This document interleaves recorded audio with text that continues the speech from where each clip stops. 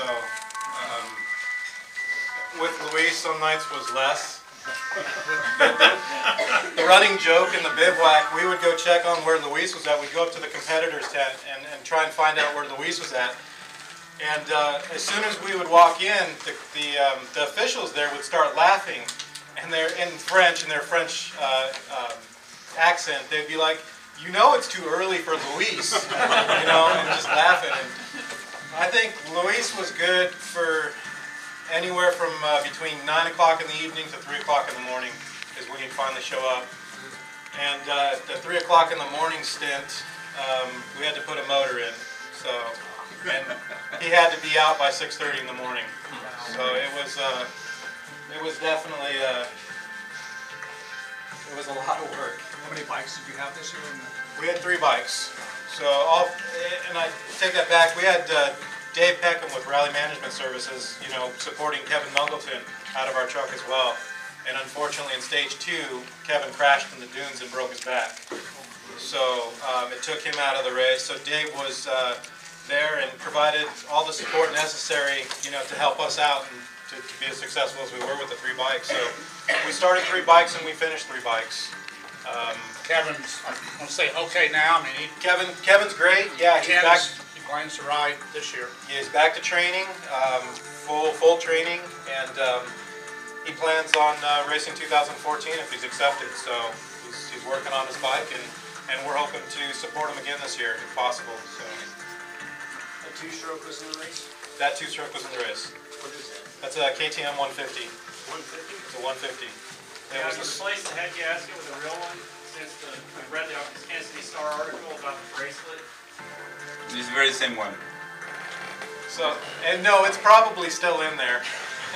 We haven't done anything reconditioned either of these bikes at this point in time, so I'm looking forward to pulling them apart. I've got a cylinder out there that's missing, you know, a 1/4 inch of plating, you know, on the inside of the cylinder on 2 sides, and it just when these things overheat and they seize, you know, especially with Luis, I gotta hand it to Luis. He's the most driven, strong-willed, genius, crazy person. You know, the bivouacs. You know, we would obviously pull into a new bivouac every night. We never knew what we would expect. This particular bivouac is in Pisco. It's the. Did I hear him saying something about the temperature being over 100 degrees? Yes. Yeah, I want to say for most of the race, the temperatures were up in the hundreds. 100 and maybe from 95 to 110, 115.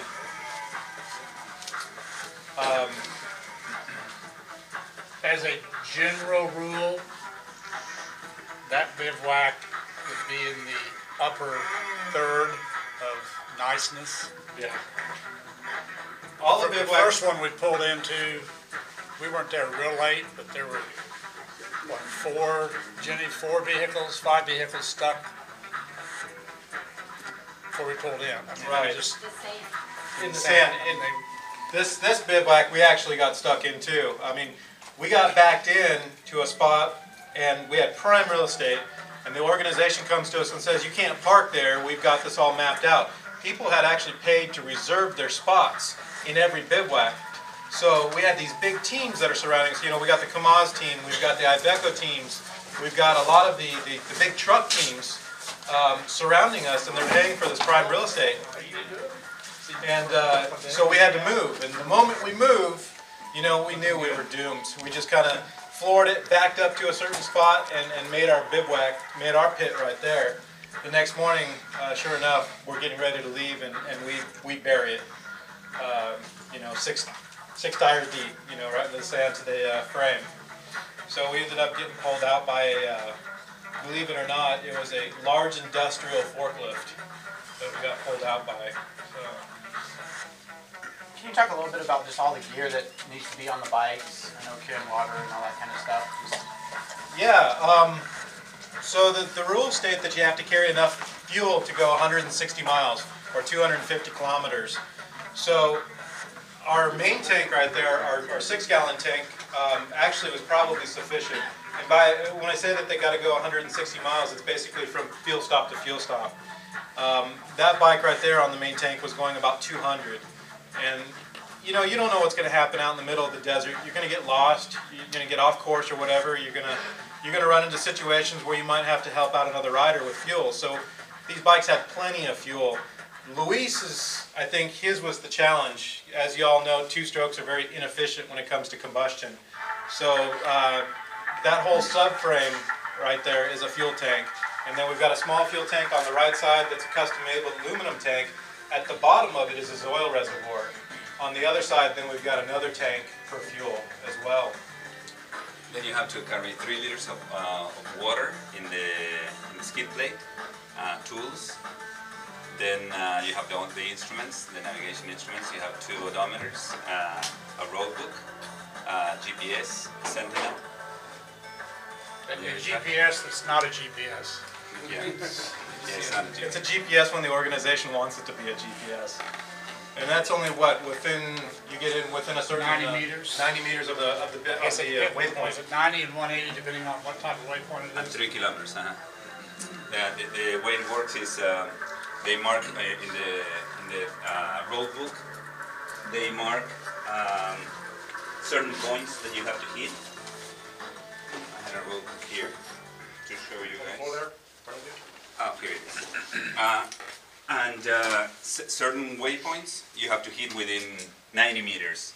Once you hit it, the GPS opens an arrow and shows you where it is within those 90 meters.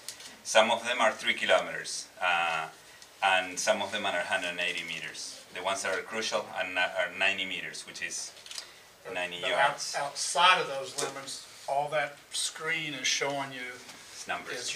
is numbers.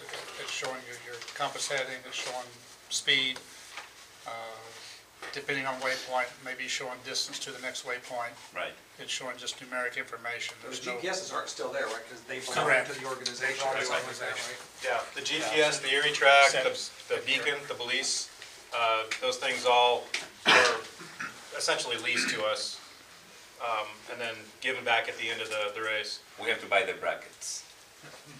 And So- they give you the instruments. You have to pay a deposit for the instruments in case they lose them. How much fuel capacity did you end up with? On that I ended up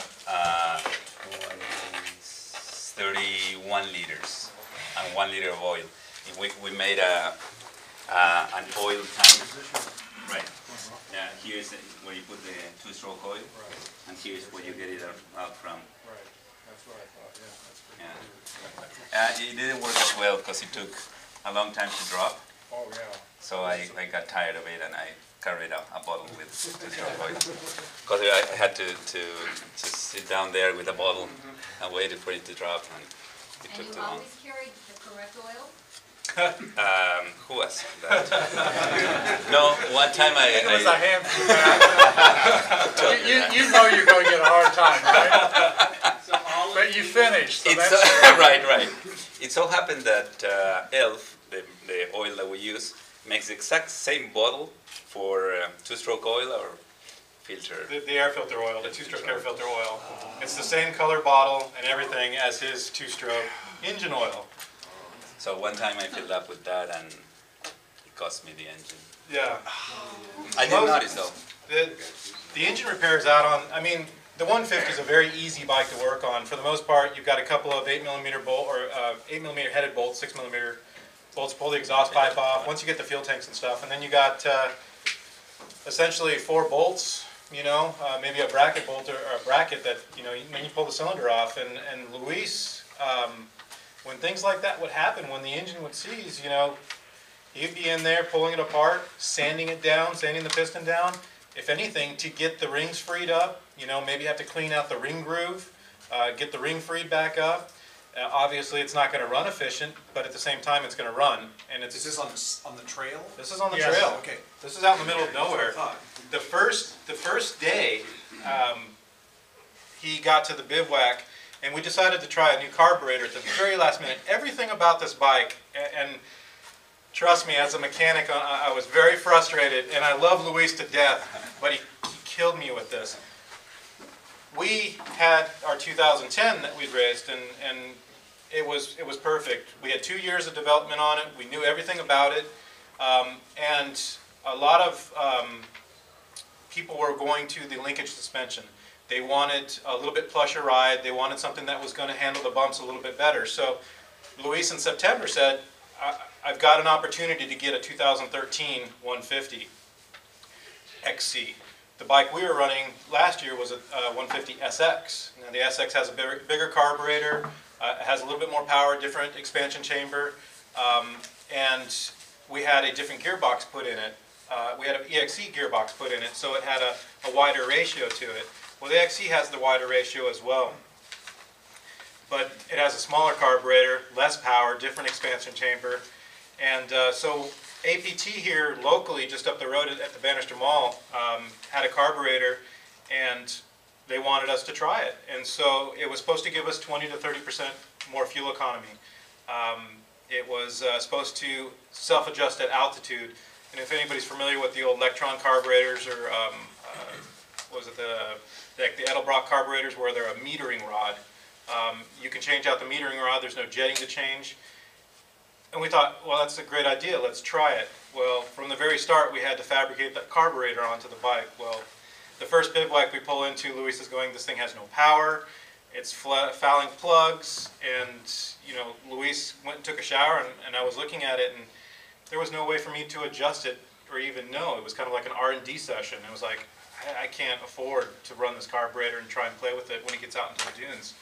So I made a decision to put the old carburetor back on, or the stock carburetor. Luis wasn't very, I'm sure, happy with me. Because that was fine. He had refiberglassed the air box that we'd modified to get the carburetor to fit. So that was the first day, is, you know, getting the thing to run well again. The first day we had a very short stage, was 14 kilometers. Yeah. I fell twice because the bike will go. And just, so we get the bike finished or fixed and ready for him to go the next morning. And this is one of the tough Peruvian sand stages that they're talking about. And Luis gets out there, and the kit is it's a Yamaha kit. JVO makes an outstanding kit. It's a company in Spain, and they made this kit for essentially a 450 WR, a WR 450, and we fabricated it to the 150, and so there was a lot of unknowns. One of them was a clearance issue that we didn't find out until middle of the day, you know, in the sand dunes, was the front tire came up and hit the hose that crosses over between the two radiators and cut it in half, and so he lost all of his coolant, unbeknownst to him. Engine overheats, engine seizes. Not only gets so hot that it seizes, but it melts straight through the stainless steel clutch line. And that cylinder would play an integral part in the finish of our race down the road several days later. That was the first time I used the wristband to fabricate a head gasket. The first time, how many times do you have to do it? Twice. Twice. In that engine there is one now. So as you say, we love Luis. The most important thing, he finished, but we did establish a new rule for support, which we kind of knew ahead of time. We are not going to support a bike in the future unless we have it in our possession for 10 days. Minimum. Yeah, they finished putting the bike together. The very last day, the very day of the last day of scrutiny. Yeah. I mean, excuse me, not scrutiny. Technical revision.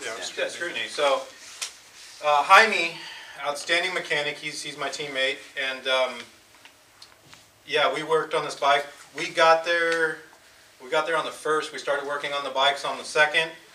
My bikes that I had built, I really didn't have to do anything. I put some new ICO batteries into them, put some fuel in them, and for the most part, ready to go. They go through scrutiny, and we're good.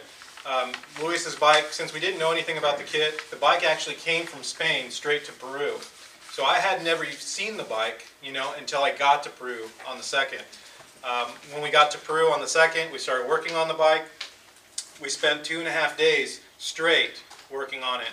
we were to the point on the last evening, prior to the last day of scrutiny, that we had to pull an all-nighter. It was the first all-nighter we would pull, not to be the last all-nighter we would pull. So we pulled an all-nighter and got the bike ready, got it started, got it running. Mind you, we've got the APT carburetor in it. The only test ride we can do on this bike is up and down a street next to the Parc Fermé, and that was it. You run really well there. It was on the beach, and that was the only test ride prior to the race. We had no idea how this thing was going to operate. None. Luis, you know, it was, I'll have to just preface this by saying I've got the best team ever, you know, and if Luis didn't or couldn't, well, first of all, he did. He got the bike to me every night. I knew if he got to the bike, and trust me, there were many nights that he would come to me and you know, I'll ride it if you can fix it. And you know, there were many nights where I was like, I'm done. I don't want to touch it no more. This is it. You know, it was definitely a kind of a love-hate relationship through the whole race. And in the end, it was a team pulling together to get it done. I mean, I think the bivouac got food poisoning. I got food poisoning. Dave Peckham got food